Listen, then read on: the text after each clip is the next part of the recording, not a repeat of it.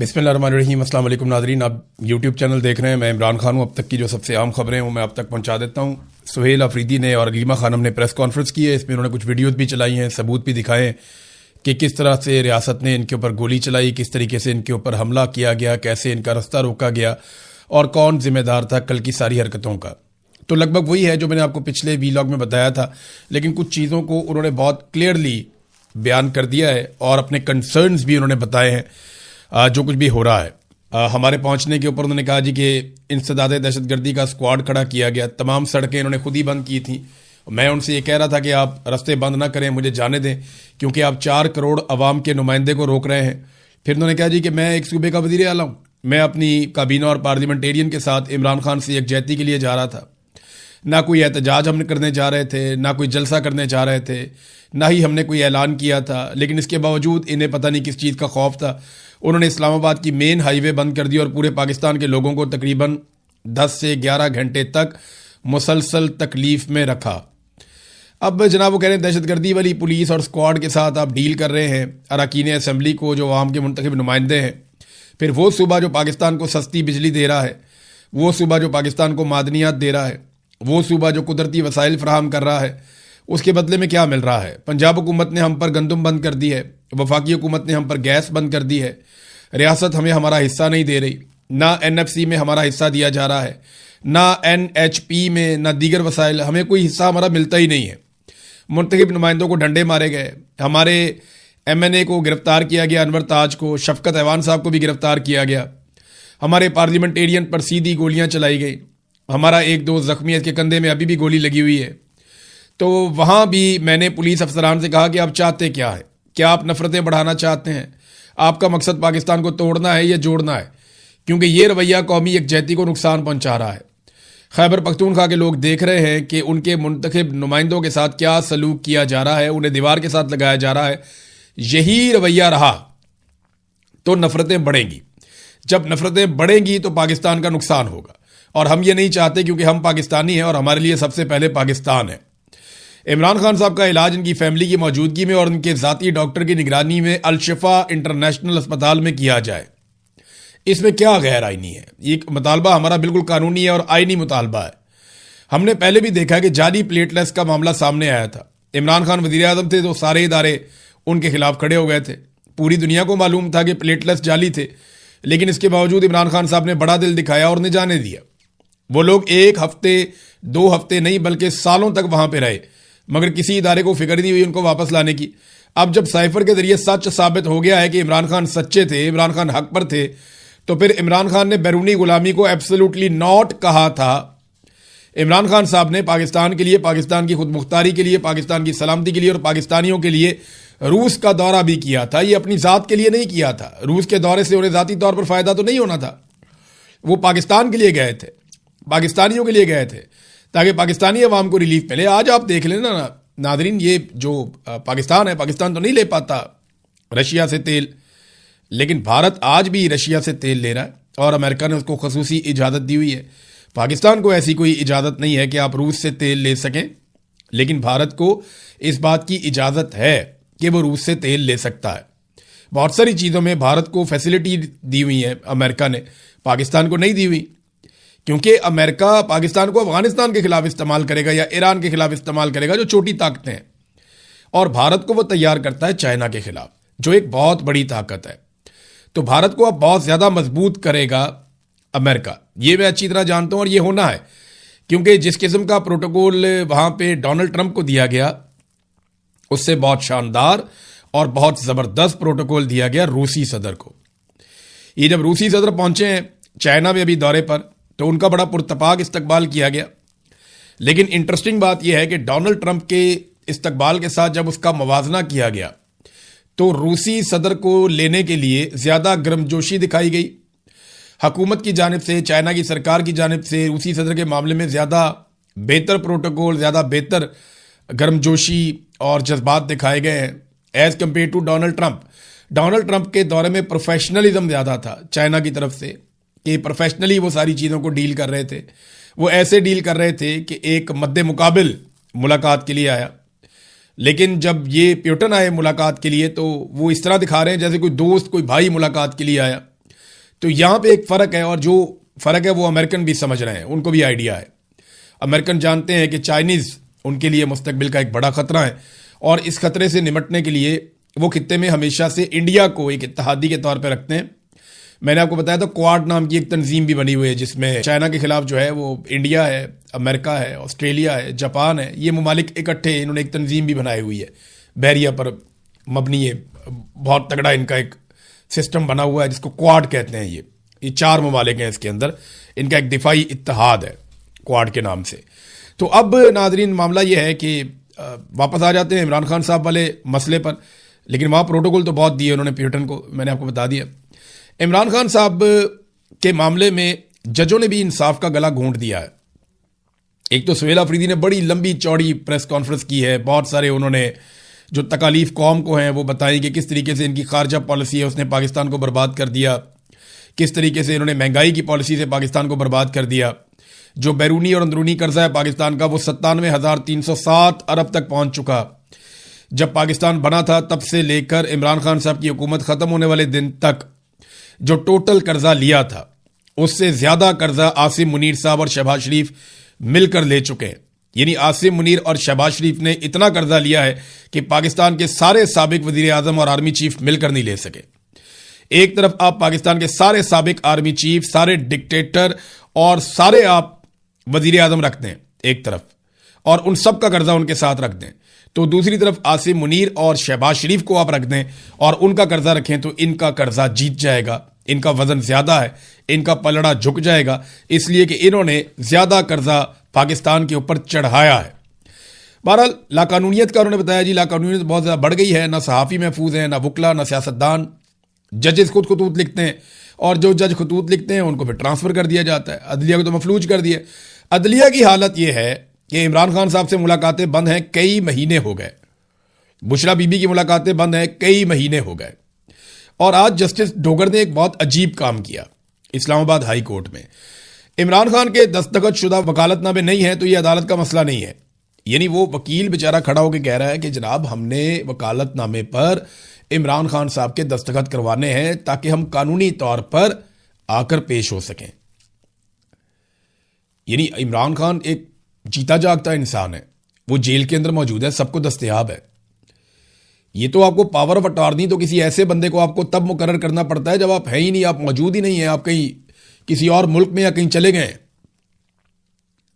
यानी नवाज शरीफ जब पाकिस्तान से बाहर था उसको पावर ऑफ अटॉर्नी की जरूरत पड़ सकती थी, लेकिन इमरान खान को तो कोई जरूरत नहीं है, वो तो जेल में है 2 कदम पे, और वो जज साहब की कैद में है, जस्टिस डोगर की कैद में है इस वक्त। वैसे तो वो आसिम मुनीर साहब की कैद में है, लेकिन कानूनी नुक्ता नजर से जो किताबों में लिखा है और जो कागजों के मुताबिक तो वो डोगर साहब की अदालत की कैद में है। तो अब मामला यह है कि डोगर साहब दस्तखत ही नहीं करवा रहे। वो ये कहते हैं ये हमारा मसला ही नहीं है दस्तखत का, ये आपका मसला नहीं है तो फिर किसका मसला है? वैसे तो ये सबको पता है मसला तो एक ही आदमी का है जिसने इस्तिस्ना भी लिया हुआ है, एक्सटेंशन भी ली हुई है, रात को नींद भी नहीं आती, सुकून भी नहीं है, चैन भी नहीं है, तो मसला तो उधर है। ये सब जानते हैं कि खौफ और मसला सारा उधर है। लेकिन डोगर साहब ने जो कर दिया है ना, उन्होंने रिकॉर्ड तोड़ दिया। जस्टिस मुनीर की रूह को सुकून मिलता होगा कि यार मेरा तो शुक्र है जान छूटी। माजी में मिसाल दी जाती थी जस्टिस मुनीर, अब कम से कम जस्टिस मुनीर की मिसाल नहीं दी जाएगी। अब जस्टिस कादी फायदी सा, जस्टिस याया अफरीदी, जस्टिस आमिर, ये जो पहले थे यहाँ पे इस्लामाबाद हाई कोर्ट में चीफ जस्टिस थे, और बहुत सारे जज हैं जिन्होंने बड़े कारनामे किए, उनमें एक जस्टिस डोगर भी हैं। तो जनाब दलाइल कैसे दे वकील वहां पे, कैसे दलाइल दे जब उसके बाद वकालतनामे पे दस्तखत ही नहीं है, कानूनी तौर पर कोई इजाजत ही नहीं है, और दस्तखत के लिए उसने जाना है। वो कहते हैं जाओ सुप्रिंटेंडेंट को मिलो। बुशरा बीबी की फैमिली ने मुलाकातों के लिए मुकदमा किया हुआ था अदालत में केस, अदालत ने वो भी मुस्तरद कर दिया।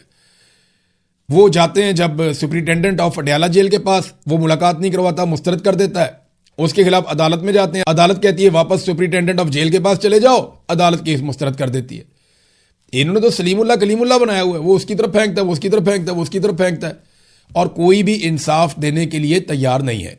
अलीमा खानम ने भी प्रेस कॉन्फ्रेंस की और उन्होंने कहा जी हमारा तो बड़ा फख्र से सर बुलंद हुआ जब से ये साइफर सामने आया। आज हम ये कह सकते हैं हम कितने खुशकिस्मत हैं कि इमरान खान जैसा हमारा भाई है, हम कितने फख्र से कह सकते हैं कि इमरान खान हमारा भाई है, हम बहुत खुशकिस्मत हैं। उन्होंने 3 साल जेल में रहकर पाकिस्तानियों को यह सिखाया कि जब आपको अपनी आज़ादी के लिए खड़ा होना पड़े तो उसे इबादत समझ कर करें। उन्होंने कहा यह जद्दोजहद इबादत है। और मेरी बहन जब पिछली दफ़ा उनसे मिलने गई तो उन्होंने साफ अल्फाज में उसे कहा था कि आज़ादी या मौत। वो आप लोगों के लिए एक मिसाल कायम कर रहे हैं, वो खुद मिसाल बने हुए हैं कि आज़ादी कितनी कीमती चीज़ है। अगर आप आज़ाद नहीं हैं तो गुलामी से बेहतर मौत है। यही पैगाम वो अपनी ज़ात को मिसाल बनाकर दे रहे हैं। हमें उन पर फ़ख्र है जो साइबर सामने आया। मैं हर पाकिस्तानी से कहूँगी इसे गौर से पढ़ें। हमें भी इसकी तफसीलात मालूम नहीं थी। हमें तो सिर्फ वो एक पैराग्राफ मालूम था जो इमरान खान ने अदालत में भी कहा और मीडिया पर भी बयान किया। लेकिन जब हमने पूरा साइफर पढ़ा तो मैं कहूँगी कि अगर पहले हमारा सर फ़ख्र से बुलंद था तो अब आसमान तक पहुँच गया है। पाकिस्तान का कितना अजीम लीडर है। दुनिया कहाँ ऐसा लीडर देखेगी जिसका साइफर ही इसकी गवाही दे रहा है। यानी इमरान खान साहब ने जो 4 साल पहले कहा वो गवाही सामने आ गई। जर्नैलों ने जो बैठ के टीवी के ऊपर कहा या नेशनल मीडिया के ऊपर जर्नैलों ने जो जो कहानियां सुनाई वो सारी झूठी साबित होगी। और मजे की बात आप ये देखें कि कोई भी मीडिया इसके ऊपर बात ही नहीं कर रहा। कोई नहीं पूछ रहा कि जनरल बाजवा ने झूठ क्यों बोला, जनरल बाबर इफ्तिखार ने झूठ क्यों बोला, जनरल नदीम अंजुम ने ये सारी चीज़ें क्यों की, ये लोग झूठ क्यों बोल रहे थे, DGISPR ने झूठ क्यों बोला। ये जर्नैल और ये सियासतदान सारे झूठ बोल रहे थे साइफर के मामले पर, कौम को गुमराह कर रहे थे। पाकिस्तान का मीडिया उन्हें अकाउंटेबल नहीं कर रहा। सुहेल अफरीदी ने ऐसे उंगली उठाई पुलिस वाले की तरफ। अब यहां मैं अब बरतानिया में हूं, आपके पास जो कानून चलता है वो यहीं से आपने ड्राइव किया हुआ है ना। ह्यूमन राइट्स को भी आप यहीं से सीखते हैं, यूरोप से, बरतानिया से। यहां जो मर्जी छोटा सा बच्चा निकलता है, निकल के पुलिस वाले को ऐसे करता है अगर पुलिस वाला ठीक काम नहीं कर रहा। ये 1 सेकंड के अंदर सीधे हो जाते हैं। और यहां पे पुलिस को स्पेशली तरबियत दी जाती है कि उन्होंने होल्ड करना है, अपने आप को बर्दाश्त करना है, क्योंकि वो लोगों के सर्वेंट हैं, मुलाजिम है। वहां पुलिस को तरबियत दी जाती है कि मारो, डंडे, कुटो, ताकतवर के सामने आपने सर झुका देना है, एस्टेब्लिशमेंट जिसके खिलाफ है उसको आपने तबाह बर्बाद कर देना है। वहां तो पुलिस की ये तरबियत है। यहां जो है वो आप देख ले, हर आदमी बराबर है उनकी नजर में। आपके साथ कोई ज्यादती करे, आप खड़े होकर वहीं पे पिन पॉइंट कर सकते हैं, आप डांट सकते हैं, आपके पास ये इख्तियार है, आप सवाल कर सकते हैं। यहां पुलिस से करना है, आर्मी चीफ से करना है, वजीर आजम से करना है, जो आपके हत्थे चढ़ जाए आप सवाल करें। कोई आपके ऊपर केस नहीं बनेगा, कोई आपको कुछ नहीं कह सकता। नहीं समझ आती उनका कानून गूगल करके देख लें, उनको तहफ्फुज़ है हर चीज का, आजादी है सारे राय में। तो हमजा शहबाज ने भी तो उंगली उठाई थी ऐसे करके पुलिस वाले पे, उस उंगली का कभी किसी ने तस्करा नहीं किया। और भी बहुत लोग हैं, शहबाज शरीफ की भी उंगल होती थी, वो भी उठाता था, कभी किसी ने तस्करा नहीं किया। मरियम नवाज बतौर मुलजिमा जाती थी तो पुलिस वाले उनको सलूट मारते थे, जमीन से चीजें उठा के देते थे, उसको भी किसी ने कभी तस्करा नहीं किया, रोला नहीं डाला। तो यहां पे वो पुलिस वाले को कह रहा है कि क्या तुम मुल्क तोड़ना चाहते हो, नफरत क्यों बढ़ा रहे हो, तो इसके ऊपर रोला डाल दिया। उन्हें गोलियां लगी है, उसके ऊपर कोई नहीं पूछ रहा। उन्होंने उंगली के साथ इशारा करके अपनी आवाज उठाई है तो कह रहे जी उंगली क्यों उठाई है। हद नहीं हो गया वैसे पाकिस्तान में, हद ही हो गई वैसे। ह्यूमन राइट्स तो बिल्कुल पाकिस्तान में खत्म ही हो गए हैं और हालात पाकिस्तान के बद से बदतरीन होते चले जा रहे हैं, क्योंकि एक के बाद एक रिकॉर्ड मौजूदा हुक्मरान तोड़ रहे हैं। मिसाल के तौर पे ये आप देखिए, आसिम मुनीर और शहबाज शरीफ साहब ने, मैंने आपको बताया, कर्जे का रिकॉर्ड तो ले लिया। अब ये अगली खबर लें आप, पिछले साल की निस्बत इस साल जो पाकिस्तान में गैर मुल्की सरमायाकारी आई है वो 46 गुना कम है। 46% नहीं कह रहा मैं, 46 गुना कह रहा हूं मैं, 46 टाइम्स। यानी जो पिछले साल सरमायाकारी आई थी उसको ज़रब दे दें 46 से, तो इतनी कम सरमायाकारी इस साल पहले 10 महीनों में आई है। क्यों पता है? काम ही कोई नहीं हो रहा पाकिस्तान में। जो जुल्म, बर्बरियत, फस्तायत, अदालतें भी यरगमाल, सारा सिस्टम इन्होंने ऐसा काबू किया कि कोई इस सिस्टम के अंदर पैसे लगाना ही नहीं चाहता। लोग उल्टा पैसे निकाल निकाल कर लेकर जा रहे हैं। अच्छा, जो 2025 में थी वो 2024 से कम थी, जो 2024 में थी वो उससे पहले से कम थी।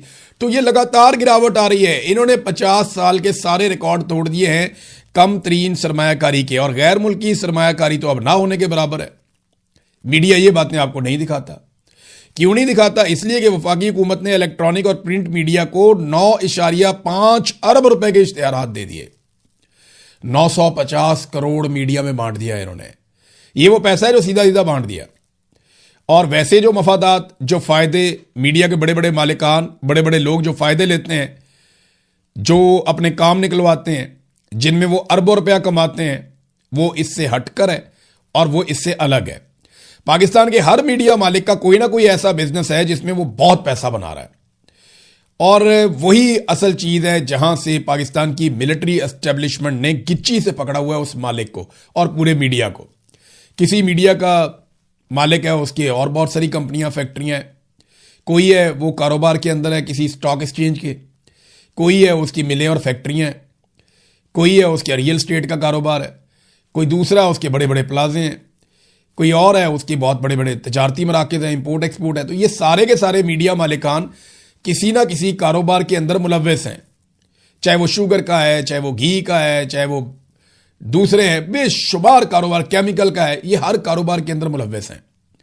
ये तो इन्होंने मीडिया बनाया हुआ अपनी प्रोटेक्शन के लिए, एस्टेब्लिशमेंट के कहने के ऊपर उनके मुताबिक ये खबरें चलाते हैं, और इसके नतीजे में एस्टेब्लिशमेंट इनके कारोबार को पूरा तहफ़्फ़ुज़ देती है और इनका कोई काम नहीं रुकता। पाकिस्तान में सबके काम रुक जाते हैं। तो ये भी एक तरीका वारदात है। वैसे पंजाब हुकूमत ने भी झंडे गाड़ दिए हैं इश्तिहारात देने के, बहुत पैसे के इन्होंने इश्तिहारात दिए हैं। स्टेट बैंक का डाटा बता रहा है कि 31.7 मिलियन डॉलर जो है वो गैर मुल्की सरमायाकारी आई है। 31.7 मिलियन, यानी लगभग चले 32 मिलियन आप लगा लें। आपको पता है मरियम नवाज का जो अय्याशी वाला जहाज है जिसको लेकर वो आजकल बाकू गए हुए हैं अजरबैजान, वो कितने का है? वो 38 से 42 मिलियन डॉलर्स का है।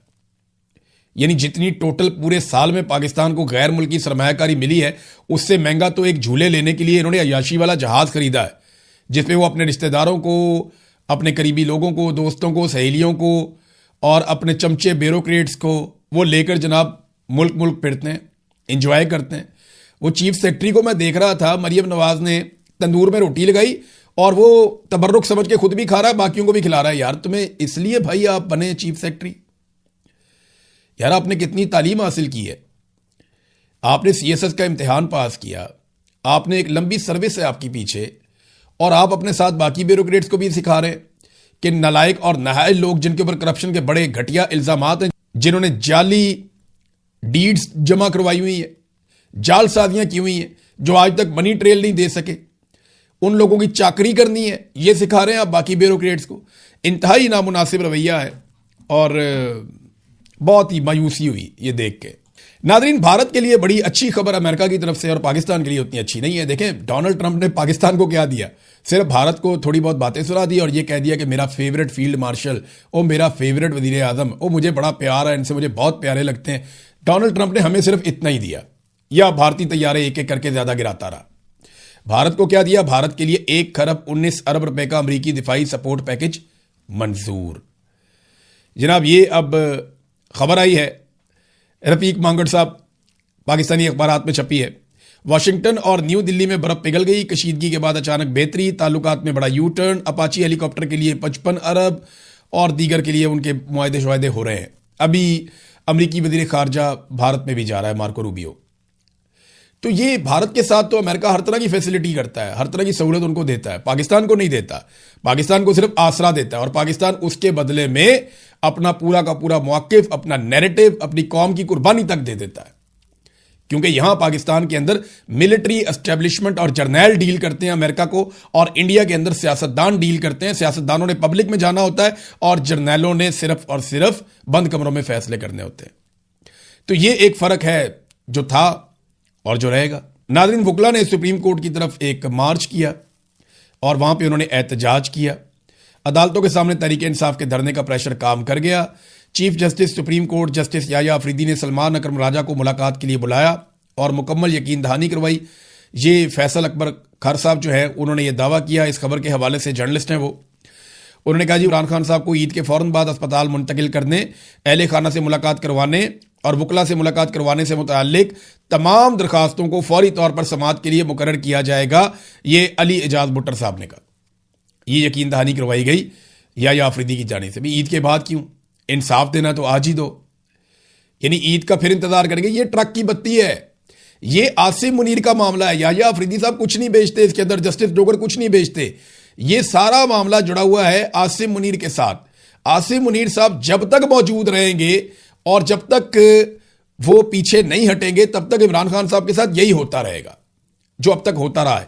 नाज़रीन, एक चीज़ में जाते जाते बड़ी अफसोसनाक खबर है, और ये इसराइल से बाकायदा उनके एक इंतहा पसंद वज़ीर है इसराइल का, उसने एक वीडियो जारी कर दी है, और ये कौमी सलामती का वज़ीर है, और अतमर बिन गवीर इसका नाम है। उसने गजा जाने वाले जो ग्लोबल स्मूथ फ्लोटेला के जो गिरफ्तार कारकुनान थे उनकी वीडियो जारी की है। उनको मार रहे हैं, कुट रहे हैं, उनको बांधा हुआ है, ज़मीन के ऊपर डाला हुआ है, सबको सजदों के तरफ झुकाया हुआ है, उन्हें अपना म्यूज़िक सुना रहे हैं, उनको ताने दे रहे हैं।